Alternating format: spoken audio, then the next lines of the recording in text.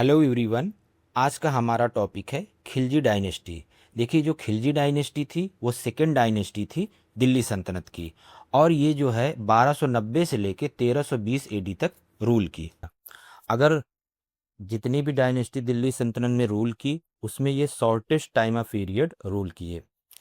इसमें जो है इम्पोर्टेंट जो रूलर रहे हैं, फर्स्ट है आपका जलालुद्दीन खिलजी, जो कि 1290 से लेके 1296 एडी तक रूल किया। इसके बाद जो सेकंड रूलर था और मोस्ट इम्पॉर्टेंट रूलर था अलाउद्दीन खिलजी, जो कि 1296 से लेके 1316 एडी तक रूल किया। थर्ड इसका जो रूलर था मुबारक खान था, जो कि 1316 से लेके 1320 एडी तक रूल किया। इसका जो लास्ट रूलर था वो था खुसरो खान। अभी हम एक एक करके सारे रूलर को देखेंगे कि उनका क्या कंट्रीब्यूशन रहा। तो सबसे पहले देखते हैं जलालुद्दीन खिलजी, जो कि 1290 से लेके 1296 एडी तक रूल किया। देखिए, जलालुद्दीन खिलजी जो खिलजी डायनेस्टी थी उसका फाउंडर था, और इसके टाइम पे जो मंगोल थे उन्होंने इंडिया पे अटैक किया, और इसने जो है उनको कैप्चर किया और इस्लाम में कन्वर्ट कर दिया। और इन जो मंगोल थे इनको न्यू मुसलमान कहा गया। इसके बाद जो आता है अलाउद्दीन खिलजी का रूल। अलाउद्दीन खिलजी ने 1296 से लेके 1316 एडी तक रूल किया। ये जो है जलालुद्दीन खिलजी का नेफ्यू और सन इन लॉ था। इसने जो है जलालुद्दीन खिलजी का 1296 एडी में मर्डर कर दिया और खुद जो है दिल्ली सल्तनत की थ्रोन पे बैठ गया। ये पहला ऐसा सुल्तान था जिसने जो है रिलीजियन और पॉलिटिक्स को सेपरेट कर दिया, कि जो भी रिलीजियस लीडर थे वो पॉलिटिक्स में इंटरफियर नहीं करेंगे, और जो पॉलिटिकल लीडर थे या कहें सुल्तान था वो रिलीजियस मैटर में इंटरफियर नहीं करेगा। इसने कहा कि kingship knows no kingship. Okay. अब बात करते हैं अलाउद्दीन इंपीरियलिज्म की, कि अलाउद्दीन ने किस तरीके से जो छोटे छोटे राज थे उन पे अपना कंट्रोल किया। इसने जो है सबसे पहले गुजरात को एनेक्स किया 1298 एडी में। उसके बाद जो है रणथंबोर को 1301 एडी में। उसके बाद जो है मेवाड़ 1303 एडी में। देन मालवा 1305 एडी में। लास्ट में जो है जालौर को इसने 1311 एडी में कंट्रोल किया। अब देखिए, ये जो गुजरात को अगर छोड़ दिया जाए तो जितने ये स्टेट यहाँ पे हैं ये सारे जो है राजस्थान के हैं, जो कि राजपूत स्टेट थे। इसने जो है साउथ के लिए स्पेशली अगर डेक्कन पार्ट बोला जाए तो जो है मलिक काफूर, जो इसका एक ट्रस्टेड जनरल था, उसको जो है इसकी जो है बागडोर दी। इसने जो है सबसे पहले जो है रामचंद्र, जो कि यादव रूलर ऑफ देवगिरी था, उसको डिफीट किया। देन जो है प्रताप रुद्रदेव काकतीय जो रूलर ऑफ वारंगल, उसको डिफीट किया। इसके बाद जो है जो Veer Ballal third Hoysala ruler of Dwarasamudra था, उसको भी इसने डिफीट किया। और लास्ट में जो है पांड्या रूलर वीर पांड्या, जो कि मदुरई से रूल कर रहा था, उसको डिफीट किया। इस तरीके से जो है ऑलमोस्ट काफी पार्ट पे जो है इंडिया के इसने कंट्रोल कर लिया। अगर एडमिनिस्ट्रेटिव रिफॉर्म्स की बात की जाए तो इसने इसके लिए जो है 4 ऑर्डिनेंस जो है इशू किए। इसका जो फर्स्ट ऑर्डिनेंस था, इसमें कहा कि जो भी रिलीजियस इंडोमेंट है और फ्री ग्रांट ऑफ लैंड है, इनको जो है इसने जब्त कर लिया। और सेकंड ऑर्डिनेंस में इसने कहा कि जो है एक अच्छा स्पाइस सिस्टम होना चाहिए, जिससे जो है जो भी नोबल हैं, जो ही स्टेट है, उस पे जो है कंट्रोल किया जाए, और इसके लिए इसने जो है एक स्पाइस सिस्टम इस्टेब्लिश किया। थर्ड ऑर्डिनेंस में जो है इसने जो है वाइन के यूज को प्रोहिबिट कर दिया, कि कोई भी पर्सन वाइन नहीं पिएगा। फोर्थ ऑर्डिनेंस में इसने स्पेशली जो है नोबल के लिए किया, कि जो भी नोबल हैं जो कोर्ट में, वो जो है बिना परमिशन के सोशल गैदरिंग नहीं करेंगे और मैट्रिमोनियल अलायंस जो है नहीं बनाएंगे।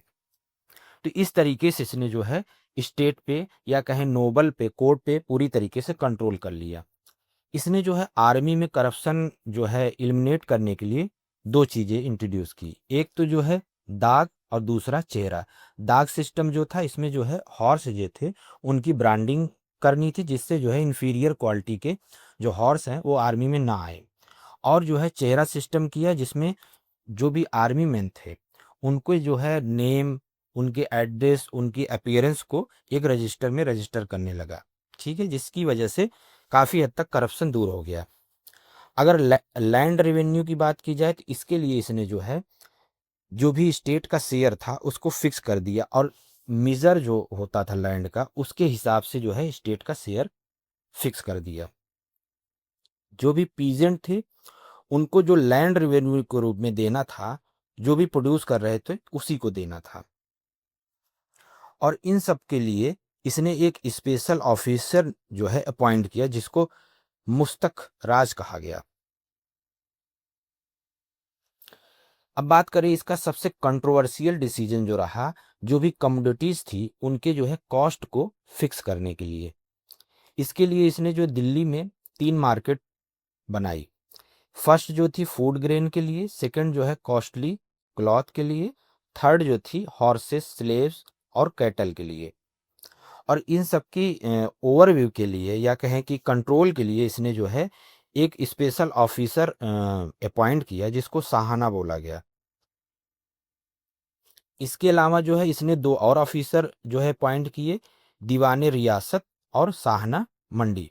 अब देखिए जो भी ये गुड्स थे ओपन मार्केट में फर्स्ट ऑफ ऑल आते थे, जिनको जो है सराय अदल कहा गया।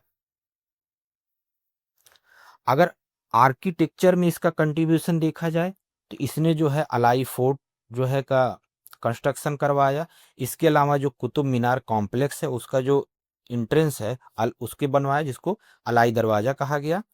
और इसके साथ ही जो है एक पैलेस ऑफ 1000 पिलर, जिसको 1000 सुतू कहा गया, उसको भी कंस्ट्रक्शन करवाया। इसकी कोर्ट में जो है एक फेमस जो है हम सभी जिनको जानते हैं पोएट और म्यूजिशियन थे, जो कि अमीर खुसरो थे। अब देखिए 1316 एडी में जो है अलाउद्दीन खिलजी की डेथ हो जाती है, और जो मलिक काफूर था, जिसको जो है 1000 दिनारी भी कहा जाता था, उसने जो है थ्रोन को सीज कर लिया। और इसके साथ जो है इसके जो माइनर सन था सिहाबुद्दीन, उसको जो है एज ए किंग जो है नॉमिनेट कर दिया और खुद जो है रूल करने लगा। और जो एलिजिबल प्रिंस था या कहें जो एल्डेस्ट प्रिंस था, उसको जो है इसने जो है इम्प्रिजन कर दिया। अब जो इम्प्रिजन्ड प्रिंस मुबारक खान था और उसके जो लॉयल थे, उन्होंने जो है मलिक काफूर का असैसिनेट कर दिया। और इस तरीके से मुबारक खान जो है फिर से जो है दिल्ली सल्तनत की थ्रोन पे बैठ गया। अभी देखते हैं मुबारक खान जो है ये 1316 से लेकर 1320 एडी तक रूल किया। पहले तो इसने जो है एज ए रीजेंट रूल किया सिहाबुद्दीन का, बाद में इसने जो है खुद जो है थ्रोन को कैप्चर कर लिया। लेकिन इसकी एक गलत आदत थी, ये थी कि ये जो है लग्जरी लाइफ जीता था, और इसने जो भी इम्पोर्टेंट जो पोस्ट थे, जो वर्क थे, वो जो है सब मुबारक हसन को दे रखा, जिसमें कि आर्मी को ओवरव्यू और जो है पैलेस गार्ड जो थे उनका जो भी कंट्रोल था उसने जो है मुबारक हसन को दे दिया।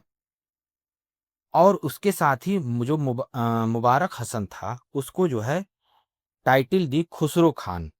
लेकिन कुछ समय बाद ही जो खुसरो खान था उसने जो है मुबारक खान का मर्डर कर देता है, या कहें जो है मुबारक हसन मुबारक खान का मर्डर कर देता है। तो इस तरीके से जो है खुसरो खान जो है दिल्ली सल्तनत की थ्रोन पर बैठ जाता है। लेकिन अनफॉर्चुनेटली जो खुसरो खान था उसका जो है मर्डर जो है गाजी मलिक और उसका जो सन था फकरुद्दीन जौना ये कर देते हैं। और इस तरीके से जो है खिलजी डायनेस्टी का द एंड हो जाता है और तुगलक डायनेस्टी यहाँ से रूल करना शुरू कर देती है। हमारा ये टॉपिक यहाँ पे फिनिश होता है। अगर अब ये टॉपिक आपको अच्छा लगा तो please like share and subscribe.